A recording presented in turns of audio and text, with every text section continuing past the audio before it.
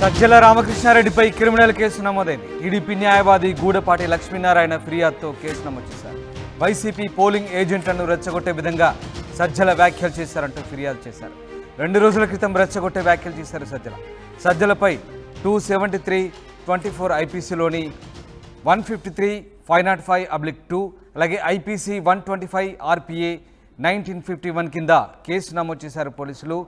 రెచ్చగొట్టే వ్యాఖ్యలు చేశారంటూ సజ్జలపై కేసు నమోదు చేశారు.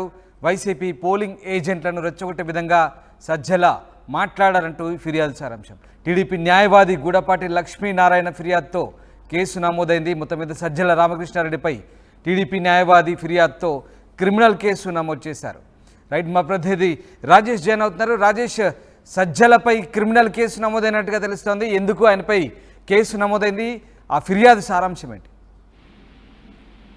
అంటే మొన్న వైసీపీ కేంద్ర కార్యాలయంలో వైసీపీ జనరల్ సెక్రటరీ ఉన్నటువంటి సజ్జల రామకృష్ణారెడ్డి కౌంటింగ్ ఏజెంట్లు సమావేశం పెట్టారు. కౌంటింగ్ ఏజెంట్ సమావేశంలో కొన్ని కీలక వ్యాఖ్యలు కొంచెం చేశారని చెప్పాలి. ఆ వ్యాఖ్యల సారాంశం ఏంటంటే, కౌంటింగ్ ఏజెంట్లు ఉద్దేశిస్తూ అక్కడ కౌంటింగ్ సందర్భంగా కొన్ని రూల్స్ ఫాలో అవ్వాలి, మనకు అనుకూలంగా అవతలి వాటి మాట కాకుండా రూల్ ఎలా చూసుకోవాలి, అవసరమైతే దానికోసం ఎంతవరకు ఫైట్ చేయాలని నేర్చుకుందామంటూ కొన్ని వ్యాఖ్యలు చేశారు. ఇందులో కౌంటింగ్ ఏజెంట్ తన వంతు పాత్ర పోషించాలి, వారి మెదడులోకి బాగా ఎక్కించాలంటూ ఆయన వ్యాఖ్యలు చేశారు. పొరపాటున ఒకటి మనం వాదించినా పర్లేదు, కానీ రూల్ కాదేమని వెనక తగ్గేవాడైతే ఏజెంట్ వద్దు అంటూ కొన్ని వ్యాఖ్యలు చేశారు. ఈ వ్యాఖ్యల పైన నిన్న లాయర్ లక్ష్మీనారాయణతో పాటు మాజీ మంత్రి దేవినేని ఉమా తాడేపల్లి పోలీస్ స్టేషన్ లో ఫిర్యాదు చేసిన నేపథ్యంలో ఇప్పుడు సజ్జల రామకృష్ణారెడ్డి మీద కేసు అయితే నమోదు చేశారు. అంతేకాదు కొన్ని వ్యాఖ్యలకు సంబంధించి చూస్తే కనుక అవసరమైతే అవతలి వాళ్ళు ప్రత్యర్థులు అడ్డపడకుండా వారిని ఆపేందుకు ఏమేమి నిబంధనలు ఉన్నాయో చూసుకోవాలి, మనం ఒక్కటి కూడా ఓటు చెల్లనివిగా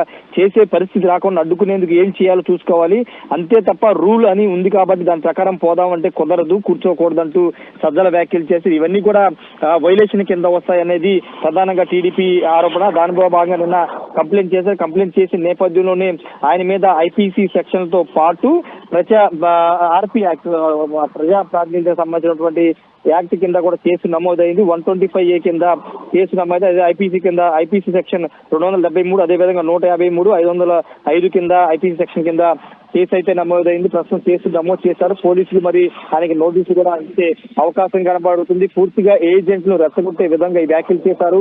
కౌంటింగ్ సందర్భంగా రెచ్చగొట్టే వ్యాఖ్యలు చేయడం పట్ల అటు ఈసీ కూడా సీరియస్ అయింది. నిన్న ముఖేష్ కుమార్ మీనా కూడా దీనిపైన స్పందించారు. ఎవరైనా రెచ్చగొట్టే వ్యాఖ్యలు చేసినా, అల్లరి సృష్టించాలని చూస్తే వాళ్ళని అరెస్టు చేసి జైల్లో పడేస్తామని కూడా చాలా గట్టిగా మాట్లాడిన నేపథ్యంలో ఇప్పుడు సజ్జల రామకృష్ణారెడ్డి మీద కేసు నమోదైన నేపథ్యంలో పోలీసులు ఏ విధంగా ముందుకు వెళ్తారో చూడాల్సిన అవసరం అయితే కనబడుతుంది. ఖచ్చితంగా ఇది వైలేషన్ కింద వస్తుంది. కౌంటింగ్ ప్రశాంత వాతావరణం జరపాలని భావిస్తున్న తరుణంలో ఒక రాష్ట్రంలో కీలకమైన అధికార పార్టీకి సంబంధించినటువంటి ప్రధాన కార్యదర్శిగా పనిచేస్తున్న సజ్జల రామకృష్ణారెడ్డి ఈ వ్యాఖ్యలు చేయడం సరికాదనేది ఎన్నికల సంఘం కూడా భావిస్తున్న నేపథ్యంలో ఎన్నికల సంఘం కూడా దీనిపైన రెస్పాండ్ అయ్యే అవకాశం కనబడుతుంది. నిన్న మాజీ మంత్రి దేవినేని ఉమా ఈసీని కూడా కలిసి నిన్న ముఖేష్ కుమార్ మీనాను కలిసి ఫిర్యాదు కూడా చేసిన నేపథ్యంలో ఈసీ వైపు నుంచి కూడా ఏదైనా యాక్షన్ వచ్చే అవకాశం అయితే కనబడుతుంది. రామదాస్,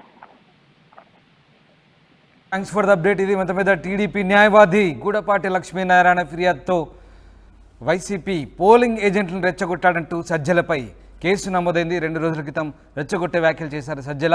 ఆయనపై 273/24 ఐపీసీలోని 153/505/2 ప్రకారం, అలాగే ఐపీసీ 125 RPA 1951 కింద పోలీసులు కేసు నమోదు చేశారు.